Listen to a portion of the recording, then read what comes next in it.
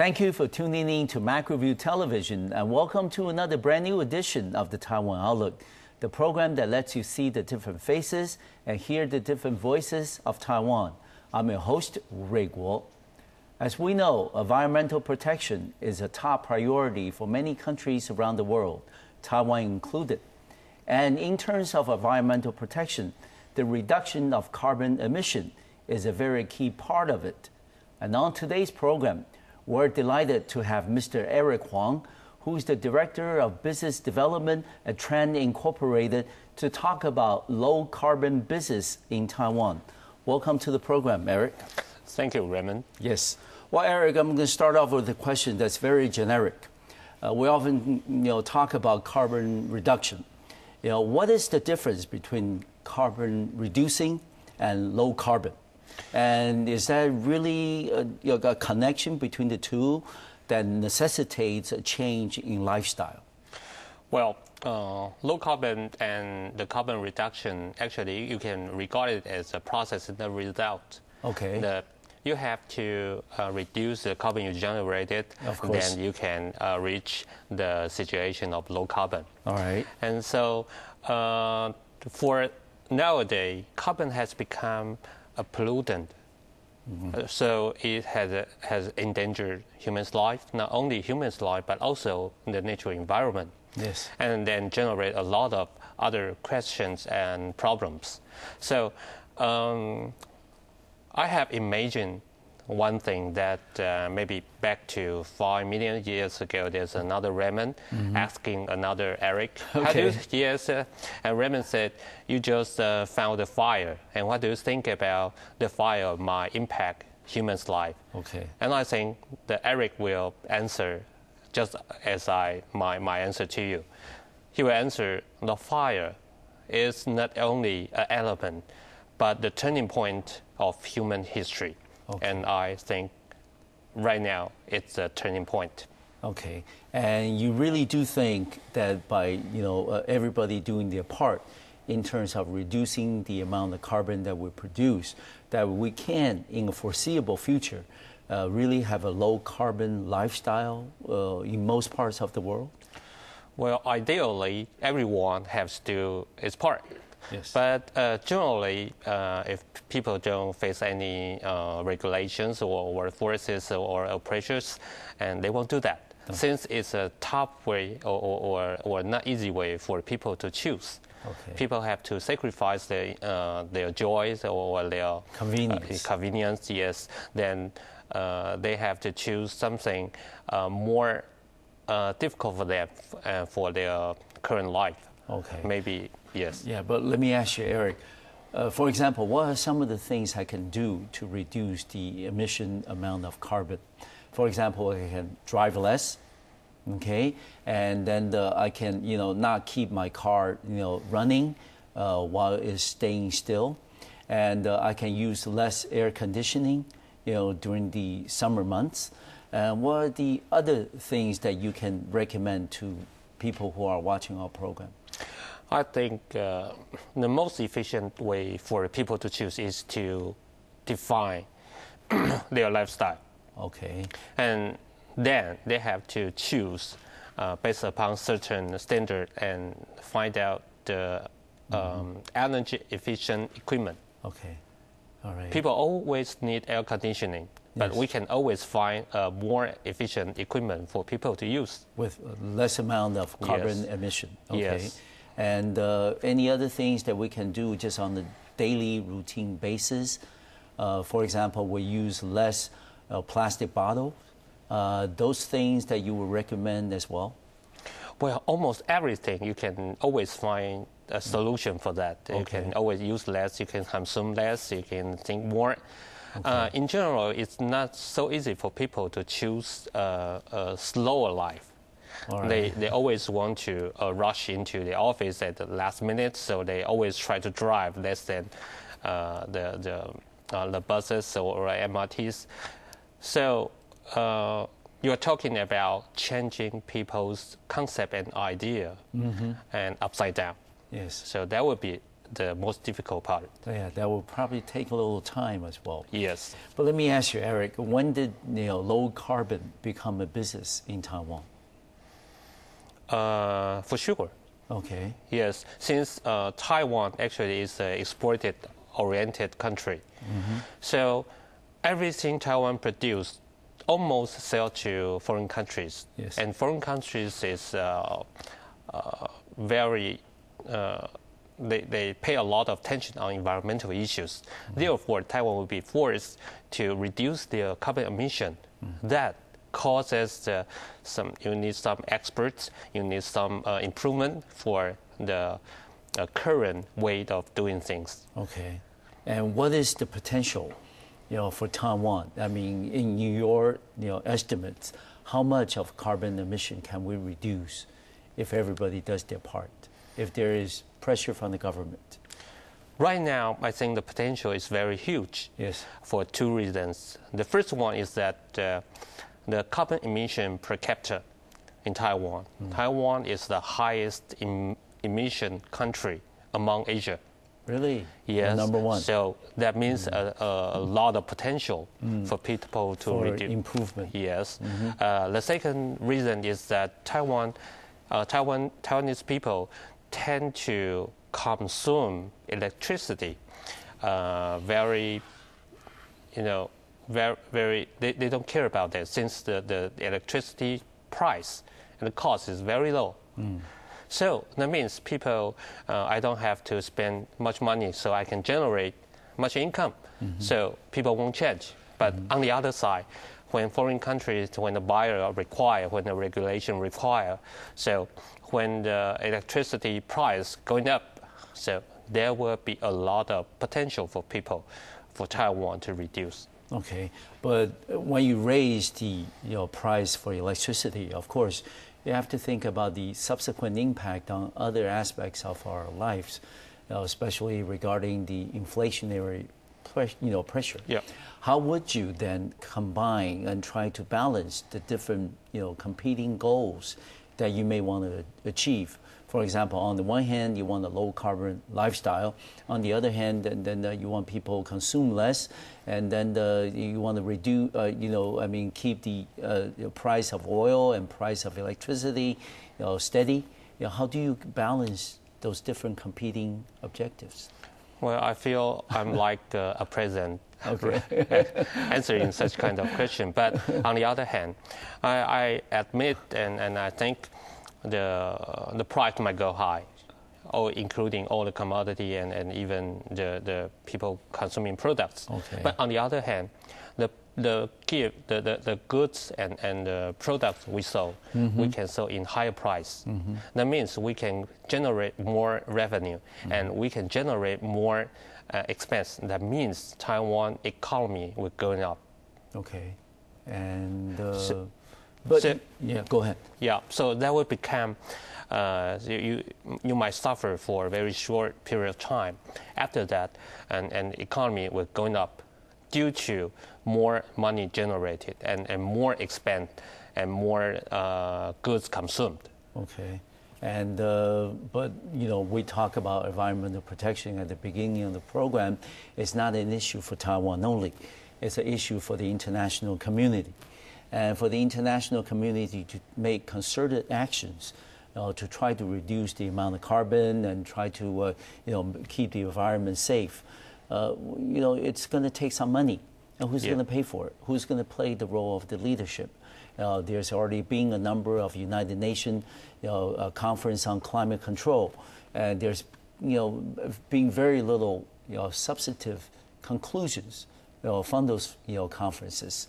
And how would you think the OECD countries will play a leading role, or some of the BRICS, the emerging economies, should play a leading role? How would people share the expenses?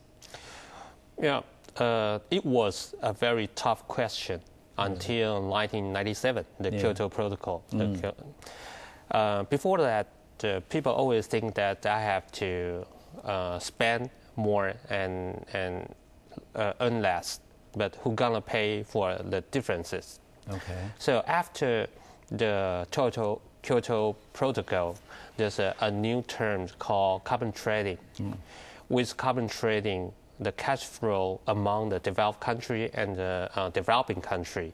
So with that kind of money and the cash flow, the developing country might have more resources to improve their environment. Therefore, improve the whole global environment. Okay, but on the international scale, how is the carbon trade business at this point? Right now, there's 3 different ways defined in the Kyoto Protocol. One is called the ETS, the Emission Trading System, and the other is CDM, Clean Development System mechanism, and the other is JI, the Joint Improvement. Okay. And right now, the whole market for carbon is almost 120 billion US dollars a year. Very impressive. Very impressive, yes. It's almost a second to the petroleum market. And people and the expert expect that in my more than the petroleum market within 5 years. That means it's a real market, not just a pseudo or imagination. Okay. So we have to, if we want to dig into the market and we will try to develop more potential in the market, then we have to understand more about the system, how it works. Okay, good. I want to thank Eric for giving us that comprehensive background about low carbon and carbon reduction, how the difference is going to make in our lifestyle. We're going to take a short break on our program, and when we come back, we'll continue this conversation and we will find out what are some of the things, what are some of the programs that are already available for those of us who are interested in low carbon trade business in the world. I'll see you in a few minutes.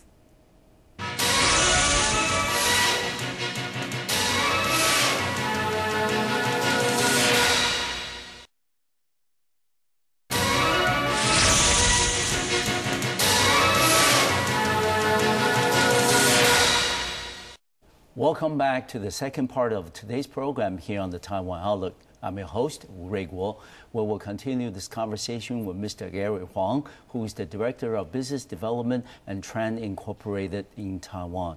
Eric, let's go back in time a little bit. In 14 years, back in the year of 1997, when a number of key countries in the world signed the so-called Kyoto Protocol. Yes. And of course, we're not a contract member of the Kyoto Protocol because of international economic and political considerations.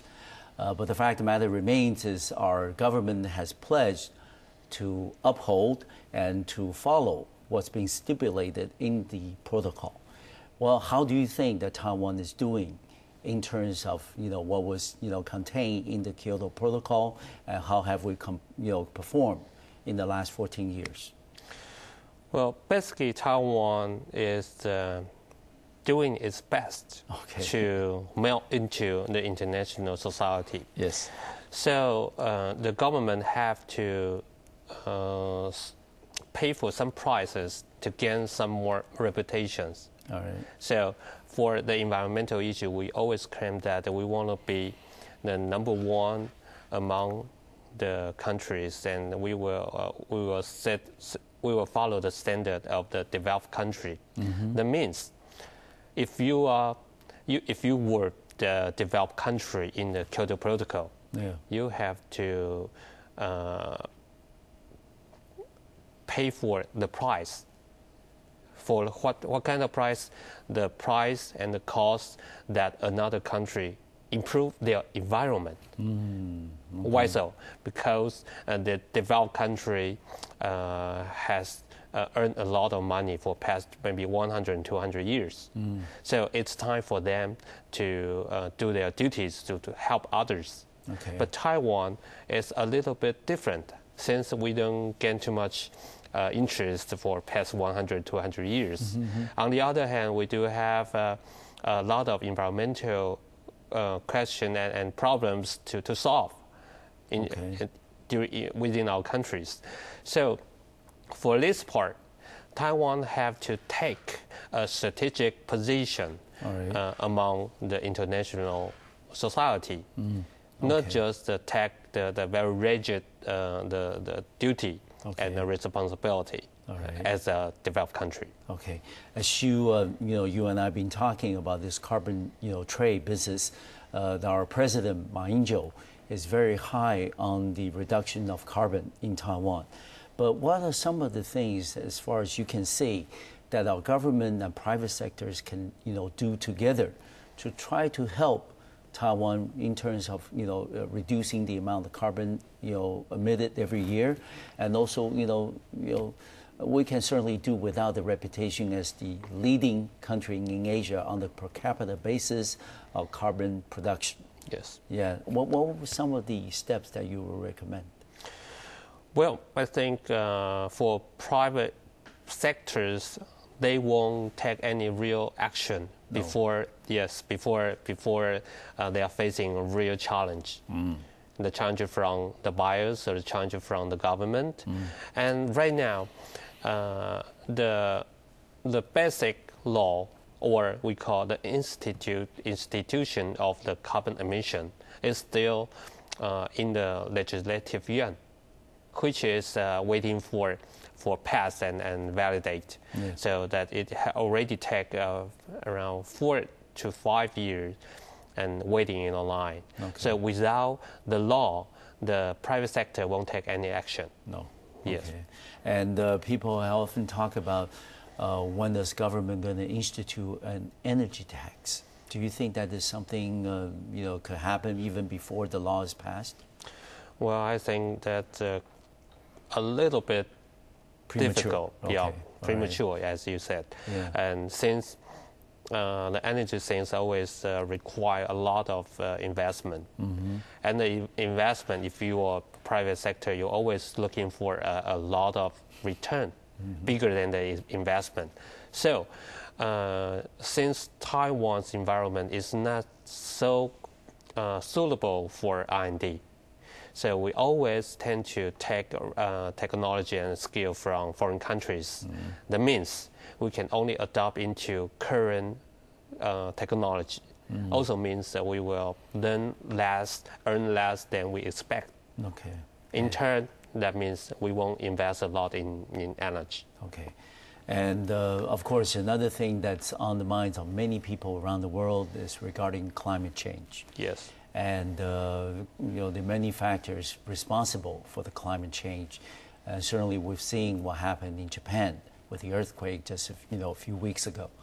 And the fact of the matter remains is that we have only one planet, one Earth, and if we don't treat it well, it's going to come back and hurt us in the process. And what are some of the solutions that you have come across on the international level in terms of literature, publication, or theories that we can try to help reduce the adverse impact on the environment, on Mother Earth? Well, it's a big question. Yes, very big and heavy as well. And so in terms of business, and the carbon trading is a rewarding system, rewarding the developing country to improve their environment by some financial support. And those who are providing financial support will gain more resources and get more better products, which is beneficial for the earth. So that's a win-win situation. Yes. In terms of business, in terms of ethic, in terms of the love to the earth, that just say we have to do our part to do everything we can to improve the situation. Okay. We have talked about recycling in Taiwan for many, many years. Yes. And as far as you can observe, are we making steady progress? We've done very well in a number of the metropolitan areas in Taiwan. But are you thinking that we overall in Taiwan, are we making steady progress in terms of the items recycled, in terms of the amount of items that we recycle every year? Yes, I think the answer is positive. Okay. Since we have a very significant progress and achievement in terms of recycling process. Okay. So I think our efforts toward reducing the carbon emission will gain success eventually. But we have to make the environment ready. We have to set up the law. We have to set up the rewarding system and set up the education system. Yes. Yeah, we have to improve in many ways. Okay. And we discussed earlier that we're not, contract member to the 1997 Kyoto Protocol. We were not invited to the United Nations, Conference on Climate Control. And but the fact of the matter remains is that we live on the same planet together. Maybe because of international economic or political reasons that Taiwan is, excluded, in those international undertakings. But what are the, the things that we can do, to, really try to bridge, that, or try to overcome that exclusion that's, placed upon Taiwan, that we can try to, measure ourselves up to the international standards and really, be updated and in tune with what's happening on the international level? You just use keywords, bridge. Okay, bridge. Actually, that the government is doing right now. Okay. EPA has proposed a very innovative way just about half years ago or 1 year ago.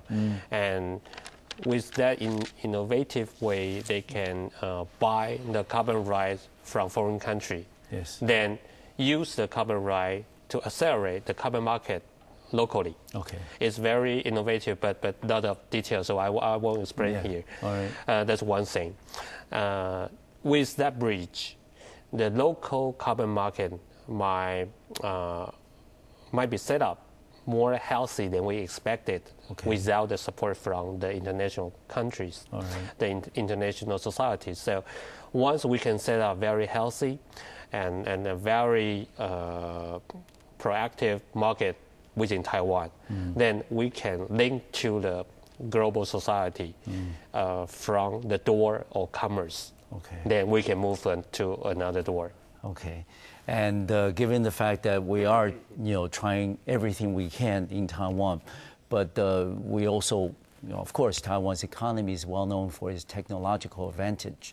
One of the areas is in alternative energy use and development. However, we are maybe one of the leading exporters of solar cells, for example, but we have very limited solar market in Taiwan. Yes. How would you think that we can do, whether in the private sector or government, try to make alternative energy use more commonplace in Taiwan? Although, like you said, we have already a very low electricity cost compared with other developed countries around the world. President Obama has mentioned a very important word, the Sputnik moment during his speech. And what he's mentioned is that America is losing its advantage in technology and losing its market to China. Yeah. And so they are facing some very critical point and very critical moment. But for Taiwan, I think things is quite different. All right. Since we are very close to the China, I mean geologically, so it's very easy for us to get the resources, the cheaper resources. Then it's easy for us to commercialize the use. That's one thing. Once we can break the barrier, the political barrier or the commerce barrier, we can get the very cheap resources, and then we can equip ourselves with that. Right. So I think I'm very positive about this part. Okay, good.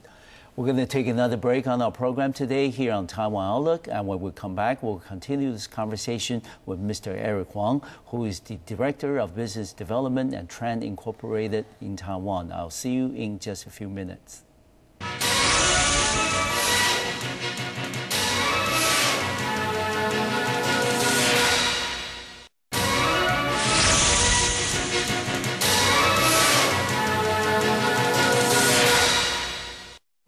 welcome back to our program here on the Taiwan Outlook. I'm your host, Ray Guo, where we'll continue our conversation with Mr. Eric Huang, who is the Director of Business Development at Trane Incorporated in Taiwan.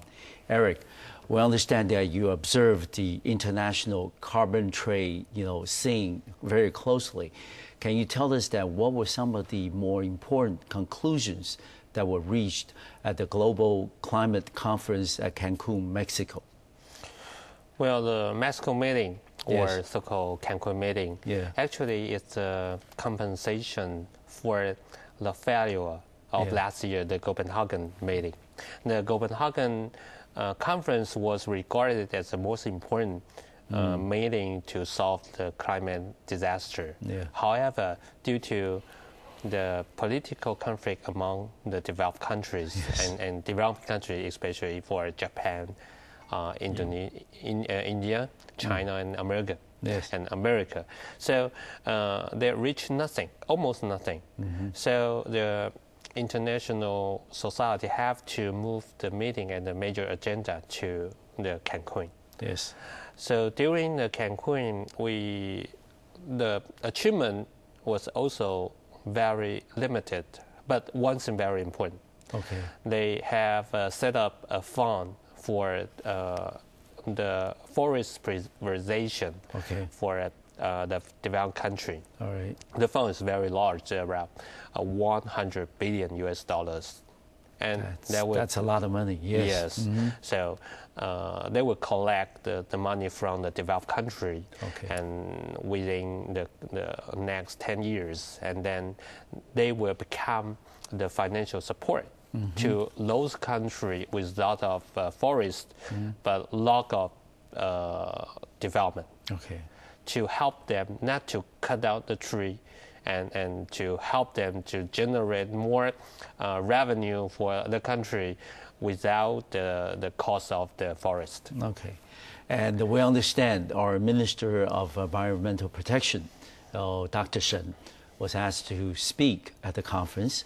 And he also, during the speech, of course, updated the international community about the kinds of things and programs and policies that our government is doing in terms of trying to keep, the carbon emission to the lowest level as possible. And we understand that since we are not a contract member, to the Kyoto Protocol, we're certainly not invited to the United Nations Framework Conference on Climate Change. That this was one of the few occasions, rare occasions, that our government is able to, let the voices of Taiwan be heard on the international stage. How would you think the international reaction was to what our minister had to say at the conference? Was it a positive, or is it something that, you're doing your part, but that's okay, but what can you do more on the regional and international level? And I would say the Cancun meeting was a stage for a silent war among the countries. So there must be some very brutal, struggling, and very, very ugly things happen there.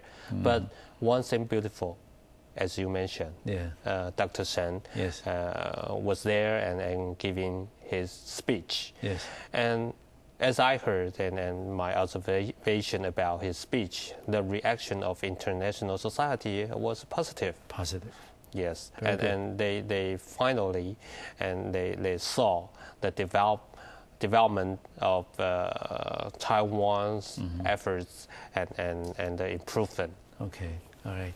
So based on the experience that you had, attending all these different meetings, what would you think, if you were able to recommend to our government, what would be some of the actions or measures that our government should consider in the continued, protection of the environment that we can do in Taiwan and maybe possibly elsewhere? Well, I think that would be very difficult and very simple. Just to fulfill the commitment. We already provide a lot of commitment, but very few of them are fulfilled. So one thing we want to do the energy saving mission, so we do it to the end. We want to reduce the carbon emission, we do it to the edge. Okay. So we can provide a very solid result to the international society, yes. and say we are capable and we commit to it. Okay.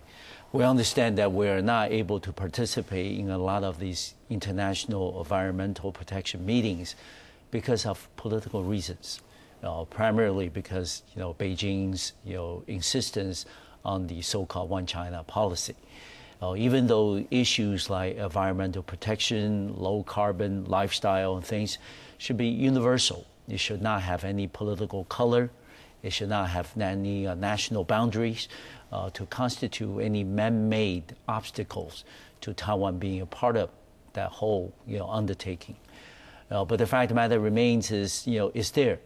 Do you think that there could be a possibility or compromise forthcoming in the in the next few years, where Taiwan can be a part of these United Nations Framework Conference on Climate Change, and also we can do a little more than just fulfilling the obligations, but also offering our experiences, offering our lessons to other people, to other countries around the world for them to consider?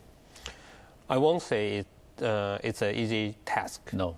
And I won't expect that the goal will be achieved within maybe 10 years. Oh, really? It's going to take a while. Yes. Mm-hmm. But however, we do have the advantage to equip ourselves. Okay. In terms of energy saving technology, in Taiwan, we have already developed for more than 10 years. Yes. And also, we do have some achievement which can be applied in China. All right. And that means we can also export our technical advantage in energy saving, and to influence China and help them to reduce the emission. Right. At that time, we became the helper of China's efforts. Mm-hmm. With that kind of demonstration, somehow I do believe that we might have more space in the international society. Okay. And we understand the last 2 years there's been a lot of progress, especially in the area of transportation and commerce between China and Taiwan. And certainly people now talking about further economic interdependence between the two sides. One area that we can think of is maybe possibly in the area of renewable energy. Do you think that the possibility exists, for example, in the future for Taiwan's solar energy industry to have a vertical chain of supply with their counterparts in China, as well as in other sectors where energy is concerned? Which actually is happening right now. Okay. Yes, we do have a lot of large corporations invest in China. Yes. But invest in China, not invest China. Okay. Which is very different. Okay, because that's for exporting. Yes, okay. they invest. Their investment in China is almost about the manufacturing site or the factory. All right. So they use the power and the manpower there, and use the resources there, and to generate more profit for the company, the Taiwanese company. Yes. That also, I think, which is not too bad for Taiwan. That's one thing. Okay. And secondly, China is also growing its own the energy industry. So that means we will stuck into a situation we compete and we cooperate. So compete, cooperate situation. Okay. So we have to define our role and strategic position in that. So that I will leave this question to the government. Okay. And finally, for this part, Eric, you've been observing the relationship between China and Taiwan, and in many areas, like you said, we compete and we can cooperate together as well. But as we become more economically interdependent, and do you think that the notion of changing China from world factory into the world market can also be applied in the energy field, in alternative energy field? For example, today, China is the biggest car market in the world, but China is also intensifying its effort in the development of electric automobiles. Can Taiwanese firms or other companies related in the area of renewable energy can also be a part of that undertaking in China? Do you think that's something that we should focus on in the coming years? Different from the traditional way. Yes.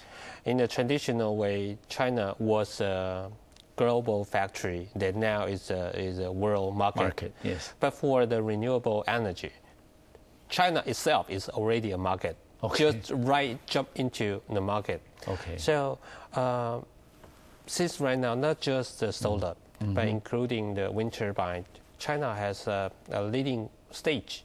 Yes.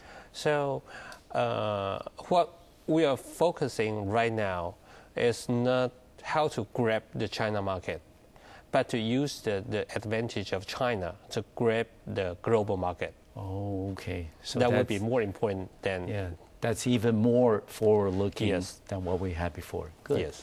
We're going to take a final break on our program today, and when we come back, we will continue this conversation with Mr. Eric Huang, who is the Director of Business Development and Trane Incorporated in Taiwan. I'll see you in just a few minutes.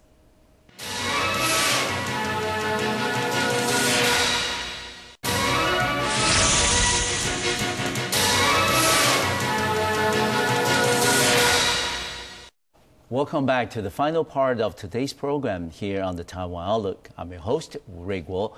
We will continue our conversation, a very interesting one, with Mr. Eric Huang, who is the Director of Business Development and Trane Incorporated in Taiwan. Eric, we were talking before the taping started that you had a vast amount of interest in different disciplines. For example, you went to undergraduate and major in chemical engineering, chemistry. Yeah. Okay, Yes. And then later you study journalism, and then you got your master's in law, and also your EMBA, and now you're working on your PhD.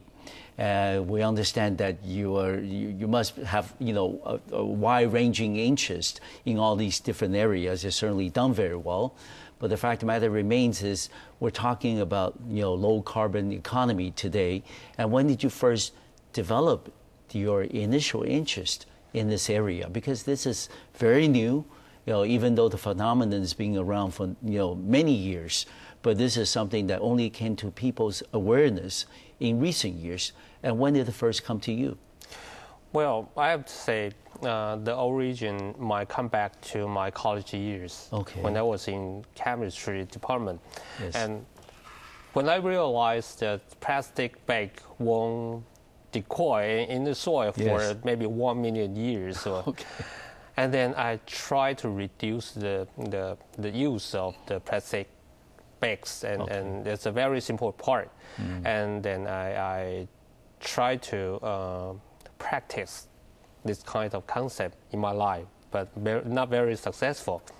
You're too modest. And then I happened to have the chances to work a very big company, which is a global company and also focusing on the environmental issue. Good. That became the official start for me to get involved into this kind of thing. Okay. And then I realized that once you want to improve the environment, you cannot just wait till the last second. Okay. You have to get involved in the first second when it is designing. So I went to get the license of green building. Yes. I tried to help the architect or the designer to understand more detail about the green building. Therefore, we can have more green building and then make the world greener. Okay. And in your diverse amount of interest in the different disciplines, that you have a lot of certificates. Can you tell us that what kinds of certificates that you have? You just mentioned about green building. Besides that, what other certificates can you share with us? And I think that actually it's same field. Okay. In my own words. Okay. The global warming is the most concerned issue right now. Indeed. So I do have a license of the greenhouses gas monitoring and the verify license, which is concerned about the global warming. Okay. And then I realized that the energy, the consumption of energy will become the most important reason to cause the global warming. So I think the energy saving would be a very important field to explore. So I involved myself into the energy saving standard. Okay. And also the building itself is the largest consumer for the energy. So once we can improve the building, we can save the energy consumption in last part. So for me, it's just a sequence.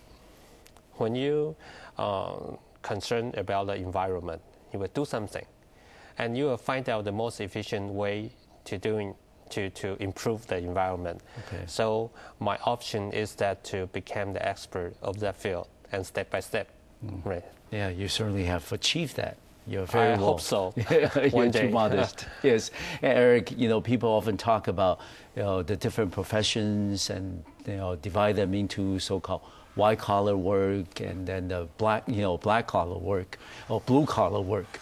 And with the rising public awareness about green energy, about renewable energy, there's also the new term of green collar.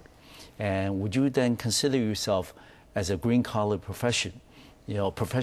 And then given the fact that you have done so well in so many different disciplines, you have had the experiences of attending a number of very important international meetings in the area of environmental protection. Well, green is not the original color. No. So, Okay. so as I heard, green is a combination of yellow and blue. Okay. Yellow perhaps means gold. Okay. That means it's very potential. Yes. But the blue means you have to do a lot of efforts. Yes. So You have to work hard. Yes, you have to work very hard. Yeah. So once my advice to those who are interested in green job, and my advice to them is that you have to hold a goal dream that you might generate a very fruitful result to people and to the earth and to yourself. Okay. On the other hand, you have to work very hard since it Indeed. requires diversified background. You have to know the economy, you have to know the law, and also you have to realize the business operation and then the science itself. Okay. So I would call myself a green worker, but I won't say I'm already a green professional. collar, okay. Yeah. But the fact matter remains is, Eric, that a lot of people who are watching our program and listening to you, who can certainly for me, I could sense your commitment and your compassion in terms of environmental protection, and this is something that's a lot more important than maybe the compensation that a green worker or a green professional will get. And how do you then, as somebody who's you're too modest, but already a green collar professional, how would you then recommend to others to develop that passion, to have that awareness that the environmental protection, it's not something that you do 9 to 5. It should be something that you do 24 hours a day. It should be part of your daily routines. How do you develop that habit, that compassion? And I would divide it, regard this question as two parts. Okay. The first part is how to get yourself involved into this industry, if there's a so-called industry. Okay. And the second part is how to become more professional in this kind of industry. Actually, so-called green industry is a very general word, including energy, including the environmental protection, including even the inspection. Since everything needs measurement, right? Okay. So that means there's a lot of doors for people to move into a green industry. Yes. So once you are accountant, maybe you should learn more about the ISO standard of the measurement of the greenhouse gases. Okay. That's very close to your profession. If you are a scientist, maybe you want to know more about the carbon capture. It's also a technology which you can use in the future. If you are a businessman, maybe you can know more about the carbon trading. Okay. So there's a lot of door for you in front of you, so you can move into just once you decide to. And then, when you into the door, or move into the door, and you are in the industry, you have to equip yourself with enough knowledge. That means you can be just focused on one profession. You have to know more about the economy, how the system is working. You have to know more about the science, how the carbon dioxide is generated, how to capture that. Yes. So once you are in the industry, you have to make yourself the number one, since no one remembers the number two. So once my advice to those who are interested in this kind of industry, try to gain more, know more friends, know more professionals, and try to involve yourself more in the environmental protection activities. That will generate it, that will make you a sporter, mind or physical. Okay. So you can become a green sporter. Okay. Okay. Finally, for our program today, Eric, we understand that people talk about your green attitude. You know, you have a green outlook on life, a green lifestyle, green everything. But you also mentioned earlier in our program that it is very important for us to pay attention to education. Okay, we certainly would like to educate not only ourselves but the next generation of Taiwanese. How would you recommend, based on your vast experiences, talking to international experts and leading country representatives, how can we do more in terms of educating, especially the younger generations? Sometimes people regard education as the deliverer of knowledge. Okay. But I think it's more about attitude. Yes. You just mentioned green attitude. Yeah. In Chinese virtue, there's one word very important: cherish. Yes. Just cherish what you have, and just try to cherish what you try to have, and then you will know the value, the true value of what you have. Then you will be greener. Okay, good. Thank you very much, Eric, for agreeing on, agreeing on the program today. We certainly learned a lot from you regarding the subject matter, which is low carbon, economy. But also, just from talking with you today on the program, I could sense your commitment, your compassion, to this line of work. I certainly wish you all the best in your professional and personal undertakings in the future. Thank you. Thank you. I want to thank you for watching our program today. I'll see you next time on MacroView Television. Thank you very much. Bye-bye.